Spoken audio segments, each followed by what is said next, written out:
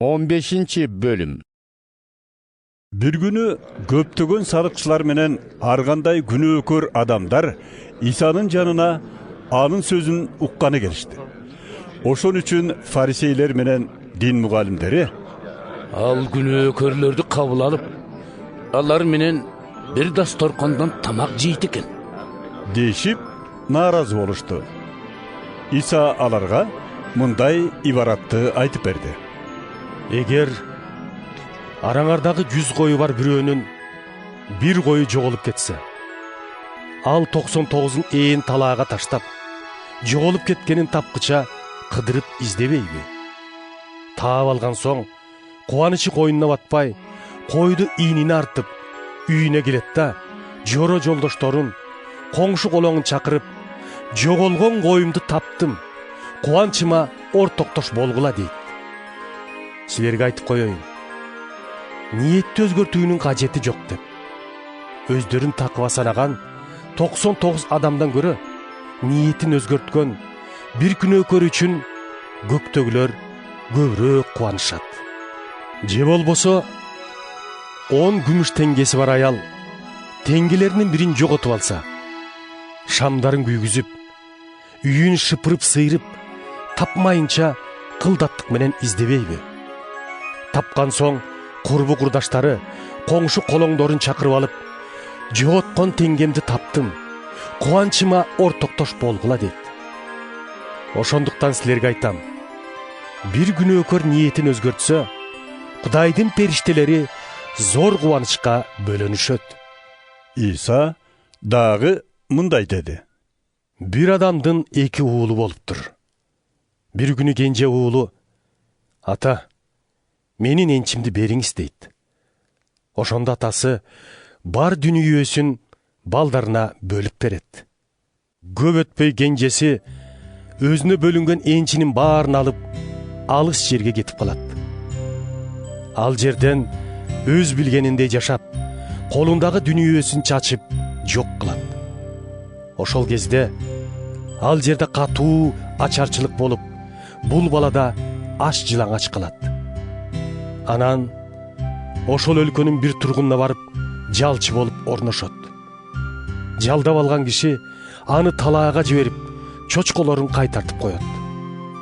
Ал бала чочколор жеген кабык менен курсагын тойгузууга зар болчу экен. Бирок аны да ага эч ким ыраа көрбөптүр. Бир күнү ал эсине келип, минтип ойлонот. Атамдын канчалаган малайлары нанды кенен жеп жүрүшөт. А мен болсом, бул жерде ачкадан куурап, өлө турган болдум. Кой, атама барайын да: "Ата, мен Кудайга күнөөкөр болдум. Сиздин алдыңызда да айыптуумун. Эми мен сиздин уулуңуз деп аталууга да татыксызмын. Мени жалчыларыңыздын катарына кошуп алыңызчы" дейин. Ошентип ал атасына жөнөйт. Ал үйүнө жете электе, тээ алыста келе жатканда эле атасы аны көрөт. Көргөндө ичи элжиреп, алдынан чуркап чыгып, мойнунан кучактап, бетинен өпкүлөйт. Уулу болсо ага айтат: "Ата, мен Кудайга күнөөкөр болдум. Сиздин алдыңызда да айыптуумун. Эми мен сиздин уулуңуз аталууга да татыксызмын." Бирок атасы кулдарына мындай деп буйрук берет: "Балама тезирээк эң мыкты кийим алып келип үстүнө жапкыла.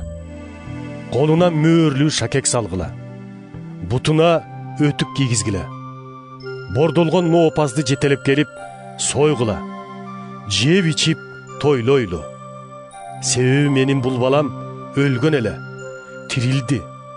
Жоголгон эле, табылды." Анан баары тойлой башташат. Бул убакта улуу баласы талаада жүргөн.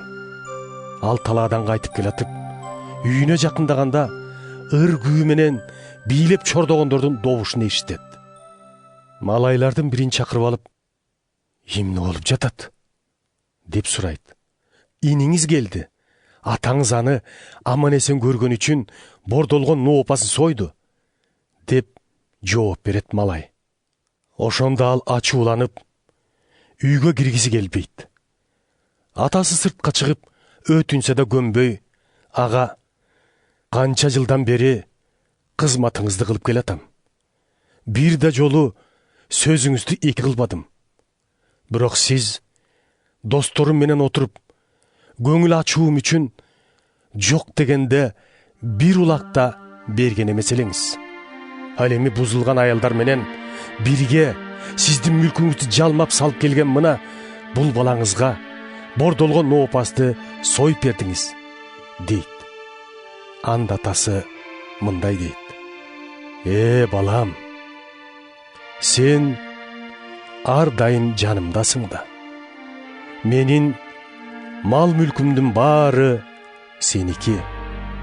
Бирок бүгүн кубанып тойлош керек. Себеби сенин бул иниң өлгөн эле, тирилди. Жоголгон эле, табылды.